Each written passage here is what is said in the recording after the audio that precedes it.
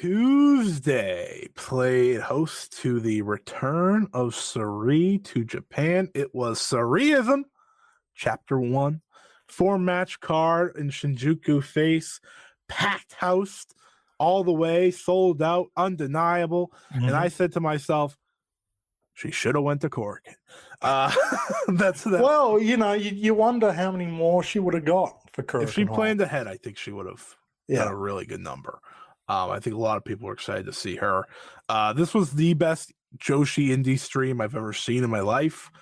It was clear as day. There was no buffering. And I was like, oh, that's that WWE money right there, baby.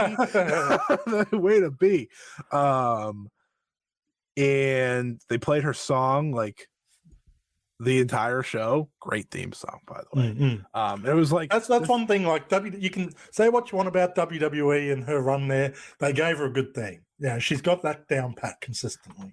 Yeah, she has the best theme. Like that, when she was in WWE, she got a good like initial delivery before they made her the anime character.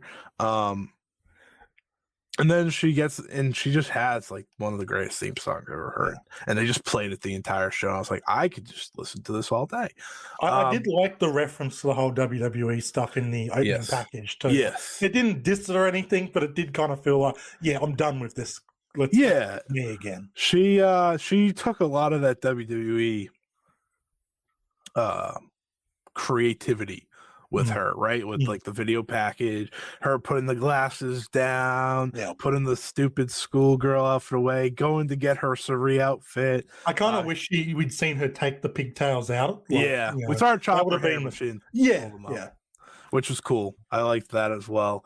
We got all the pomp and circumstance, but before we get to her match, which I'm going to be very appreciative of because it's like, it was a special match and how I'll describe it after. But we kicked off with Riko Kaiju versus Yurika Oka, two of the up-and-comers. The young rookie of Sendai Girls versus the young rookie of Seedling. This is how you open a show. This to me, you know what this show did? This kind of gave you an idea of who Sareee may be working with as we move on, right? I think Saree's just going to work with everyone.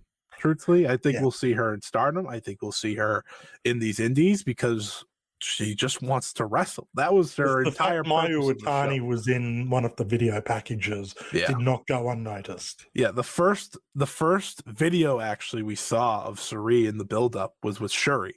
Yeah, and I was like, all right, sounds good, cool.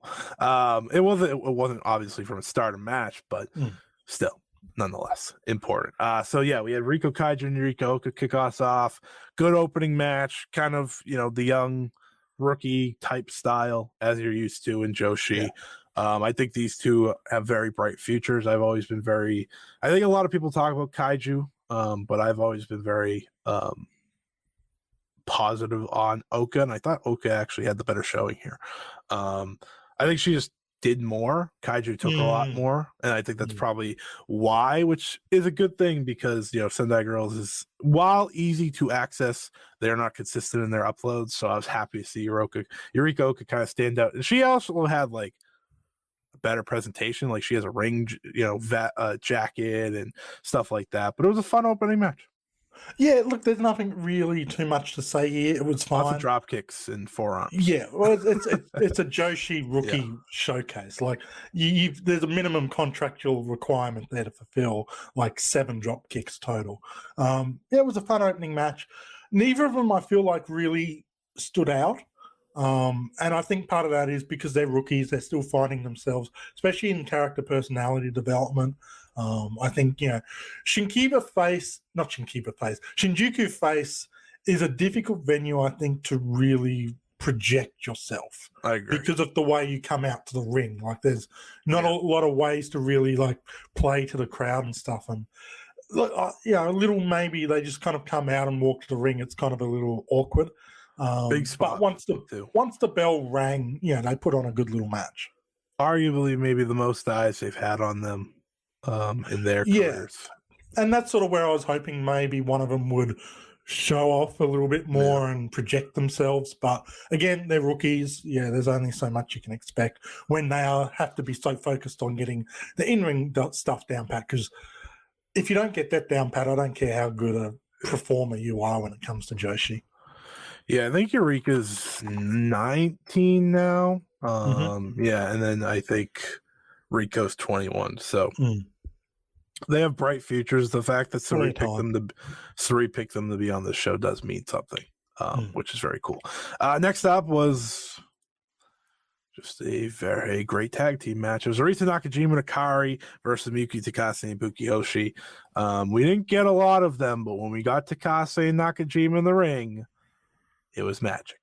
I thought Akari had a really good showing. She wasn't in there as long as Nakajima. This was a lot of Nakajima just bashing skulls. But as I prefer, no offense to Akari, but Akari impressed me. She was very smooth in her skill set. I don't watch a lot of Pure J, so I don't see her much. But I've always heard good things about her. So seeing her in this match was really cool. And the chops of Miyuki Takase and Ibuki Hoshi combined made Arisa Nakajima's chest very red. It was really great. I enjoyed this a lot. I had a lot of fun with this match. I thought everyone kind of got a chance to showcase themselves. Akira was probably the least in that respect, but she did a great job with what she had. I thought this was a great showcase for Ibuki Hoshi because it felt like the story was surrounding her and surviving the initial onslaught, and then the classic babyface build back up. She got some spots in. Miyuki Takase supported her well. As expected, she lost, but no shame in losing to Arisa Nakajima, who looked fantastic here. I think Hoshi came out looking really good. If you were approaching this as maybe like someone who had followed Sareee in WWE and was like, okay, so what's the Joshi thing all about then? I think if they saw this match, they'd be, Ibuki Hoshi. Oh, okay, there's something to follow there. Yeah, and Arisa Nakajima might have terrified them because she hit everyone so hard. And I walked away from this match. I was like, she is so much better when she leaves Seedling. It's not even funny. She just brings it up a notch. Even if she didn't know where to go at first. Yeah, which was great. She hit a picture perfect cutie special on Miyuki Takase. It was it was seamless. It was absolutely phenomenal looking. But like you said, I think Ibuki Hoshi got her a lot of shine from this match, which is great to see. Her and Nakajima really closed out this match really well, especially for someone Hoshi's age. I think Hoshi just turned 19, but she's in a higher spot than Yurika Oka is in Sendai Girls. I guess Kaiju's getting to that spot in Seedling, but Ibuki Hoshi's needs to be at a higher spot for Ice Ribbon right now. So it was really cool to see her get such a great showing, even in defeat, as you would expect her to lose. Her ceiling is through the roof, and it's really just a matter of how long it takes for her to really start to hit the next few levels. But Ice Ribbon's got someone really special there. Yeah, the day before in Ice Ribbon, she faced Asuka and Makoto teaming with Ryo Mizunami. So someone wants to look for that one. That's probably a really great match as well, if you want to look for more Ibuki Hoshi. The next match was the old people match. It was Jaguar Yokota and Nanae Takahashi against Kiori Ito and Sakura Hirota dressed as Sareee. Anyways, let's move to the main event. I'm gonna keep it simple. If you can't say anything nice, don't say anything at all. Exactly. But now it's time for the big grand main event. Sareee making her official return to Japan against none other than Chihiro Hashimoto. Sareee gets the hero's welcome. It really felt like a star was back on the scene. And the way I looked at this match is I've never seen someone fight off the rust from beginning to end of a single match. Early on, you're like, all right, she's trying to click back. She hasn't wrestled in a while. Obviously, she went to WWE, so there's a little WWE, ness to her. There's no big hash in NXT. Right. And then by the end, they were dropping each other on each other's heads. They were hitting each other with every bomb humanly possible. There was a point in this match where Sareee did a double foot stomp off the little desk thing in Shinjuku Face. she went from, all right, maybe this will take a while to, oh no, Saree's back. She's ready. Yeah. She's ready. She's good to go. 5 minutes. And it shouldn't shock you, Chiro Hashimoto got the win. That was the least shocking thing of this entire match. But I thought this was great, a great return match for Sareee. I'm just so happy she's back. Like, the opportunities are now endless for her. I think everyone should be excited, right? We know she's going to hit stardom sooner rather than later. It's not really hidden. Everyone talks about her. She's already talking about the IWGP Women's title. It's not like she hasn't, but she's someone that seems like she really wants to give back to the scene as a whole. And I think she is the perfect person to come in right now and help Joshi. She should be a freelancer moving forward. She shouldn't become exclusive to Stardom. I know some people want her to do that. I don't think that's the right move for her right now. Maybe a year or two down the road that makes sense. But for now, I think based off of what she did with this show, she is very important to everyone right now. And I think she's going to do a lot for the scene over the next rest of the year alone. But she was at the top of her game by the end of this match. This is exactly what the Joshi independent scene needs right now. Like, there's a lot of promising stuff there, but you kind of need something to shake things up, to, I hate to use the term, inject some passion and get some real excitement going. And Saree's the perfect one there. You can send her into any promotion and she's going to draw interest. She's going to make that promotion, its name, rise up in relevance a bit.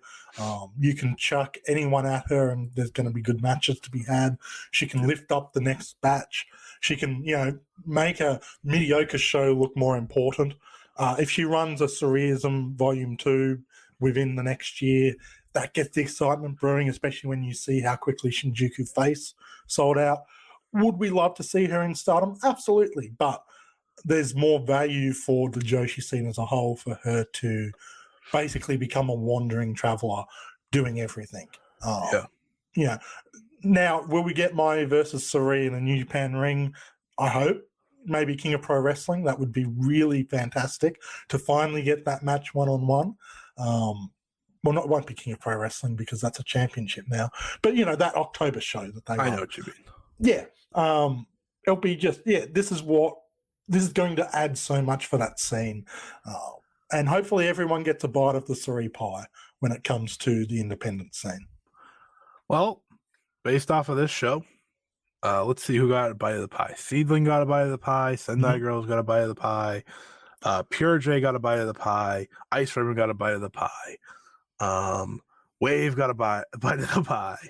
Is Yokota Diana or Oz? I don't remember what she's in.